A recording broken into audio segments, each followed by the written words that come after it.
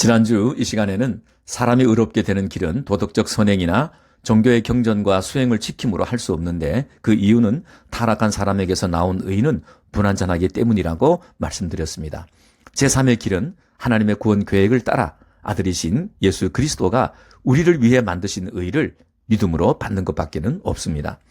어떤 사람은 믿음으로 의롭게 된다는 말이 너무 허전하게 느껴진다고 말합니다. 내가 일을 한 것도 아니고 값을 치르지도 않았는데 말로만 믿습니다. 아멘 하면 의롭게 된다고 하니 믿기지가 않는가 봅니다.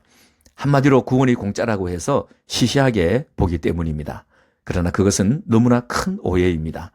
받는 입장에서 보면 하나님의 의가 공짜인 것은 맞습니다. 내가 아무것도 하지 않고 받았기 때문입니다.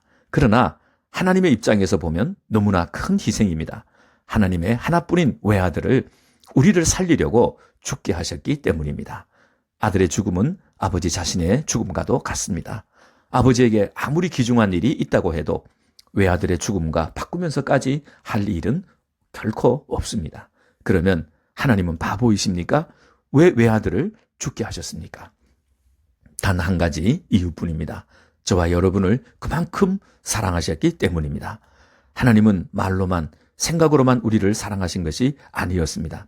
요한복음 3장 16절에 하나님이 세상을 이처럼 사랑하사 독생자를 주셨으니 이는 저를 믿는 자마다 멸망하지 않고 영생을 얻게 하려 하심이라. 하나님은 사랑이십니다. 이 한마디가 우리에게 하나님을 가장 잘 설명해 주는 말입니다. 그러면 우리를 의롭게 하는 길이 하나님의 아들이 죽는 길밖에는 없었을까요?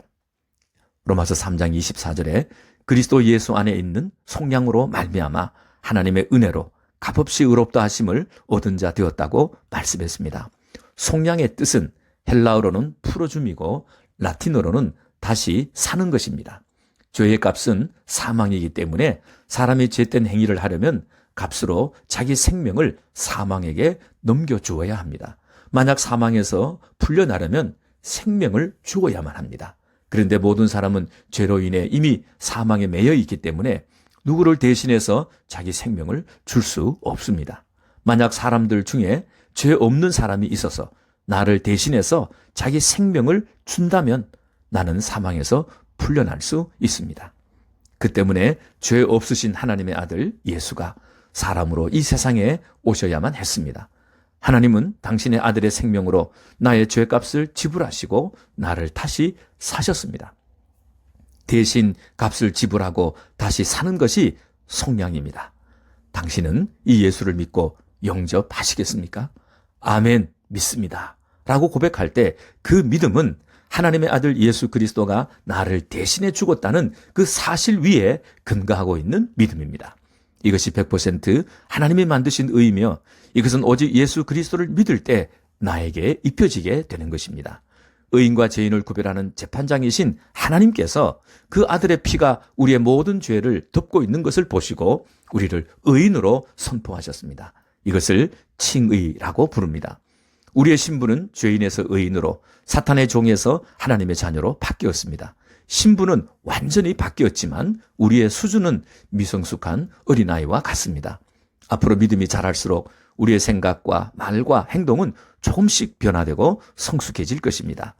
우리가 의롭게 된 근거는 100% 예수님이 행하신 모든 일에 있으며 내가 한 일은 1도 없습니다. 나는 오직 예수를 믿음으로 하나님의 의를 받은 것뿐입니다. 이렇게 값없이 선물로 받은 것을 은혜라고 부릅니다. 은혜는 갚을 수 없는 것입니다. 만약 갚을 수 있다면 그것은 은혜가 아닙니다. 따라서 은혜로 구원받은 것에 대해서는 아무것도 자랑할 것이 없습니다. 교회 안에는 어떤 차별도 계급도 있어서는 안 됩니다. 우리는 100% 하나님의 은혜로 다시 살아난 사람들이기 때문입니다. 직분자와 초신자, 부자와 가난한 자, 주인과 종, 남자와 여자, 인종과 국적을 막론하고 사람과 사람 사이에 차별과 가로막는 모든 담은 예수 그리스도의 십자가로 무너졌습니다. 교회에서 모든 직분은 섬기는 일입니다. 지도자와 리더는 주장하는 사람이 아니라 섬김과 사랑으로 믿음의 본을 보일 뿐입니다. 그럼 구원받은 성도의 사명은 무엇일까요? 로마서는 마지막에 교회 공동체를 세우는 것으로 끝이 납니다. 바울은 교회 공동체를 세우기 위해서 서로 받아주라고 말씀했습니다.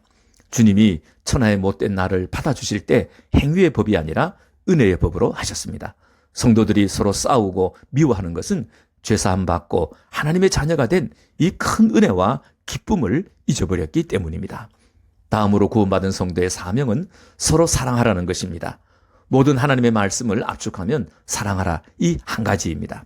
그리스도인이 사랑해야 할 대상은 개인이 아니라 공동체입니다.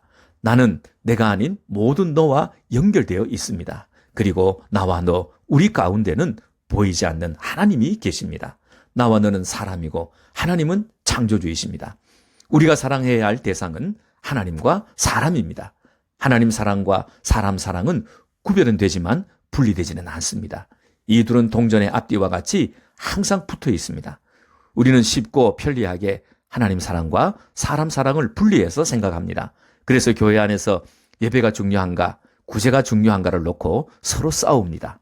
하나님 사랑 안에 이웃 사랑이 없으면 그것은 가짜이고, 이웃 사랑 안에 하나님 사랑이 없으면 가짜입니다. 둘은 분리될 수 없고 항상 같이 붙어 있기 때문입니다. 그렇다면 진정한 예배는 하나님만 사랑해서는 안 되며 반드시 그 안에 이웃 사랑이 들어 있어야만 합니다. 예배 시간에 서로 얼굴도 보기 싫어서 떨어져 앉은 채 하나님만 보며 예배를 드린다? 그게 진정한 예배일까요? 예수님은 너희가 성전에서 예배를 드리다가 형제와 불화한 일이 생각나거든 예물을 두고 먼저 형제에게 가서 화해한 후에 다시 와서 예물을 드리라고 말씀했습니다. 하나님을 사랑해서 예배드리는 사람 안에 이웃 사랑이 없다면 그가 드리는 예배는 헛된 것이 되고 말 것입니다. 초대교회는 하나님의 말씀을 듣기 전에 서로 평화의 인사를 나누면서 형제끼리 서로 화해하고 사랑한다는 것을 확인하는 시간을 가졌습니다. 우리의 예배가 진정한 예배가 되려면 하나님 사랑과 함께 이웃 사랑이 반드시 있어야 합니다. 구제 역시 마찬가지입니다. 이웃을 많이 섬기기만 하면 되는 게 아닙니다. 하나님이 받으시는 구제는 하나님의 이름을 붙여서 해야 합니다. 내 것을 주는 게 아니라 하나님의 것이기 때문입니다. 하나님의 이름으로 하지 않는 구제는 나를 자랑하고 나타내는 것이 됩니다. 하나님 사랑이 붙어 있어야만 진짜 이웃 사랑이 되는 것입니다. 그래서 우리는 예배와 구제를 놓고 서로 파가 갈려 싸워서는 안 됩니다. 예배와 구제는 분리되지 않고 같이 붙어 있기 때문입니다. 예배는 열심히 드리는데 이웃은 사랑하지 않는 것, 이웃에게는 잘해주는데 하나님을 사랑하지는 않는 것, 모두 부족한 것입니다. 종교개혁은 1517년 10월 31일 마틴 루터가 그때까지 기독교를 지배해온 가톨릭의 잘못된 구원관에 반대하여 성경적 구원관인 오직 예수, 오직 믿음, 오직 성경을 모토로 가톨릭에서 분리해 나와 개혁교회를 시작한 날입니다.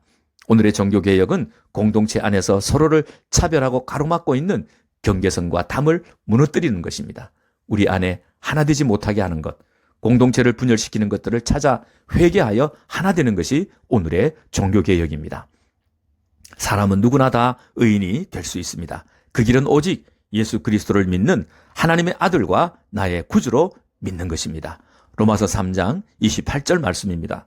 그러므로 사람이 의롭다 하심을 얻는 것은 율법의 행위에 있지 않고 믿음으로 되는 줄 우리가 인정하노라. 저와 여러분의 고백이 되기를 간절히 바랍니다.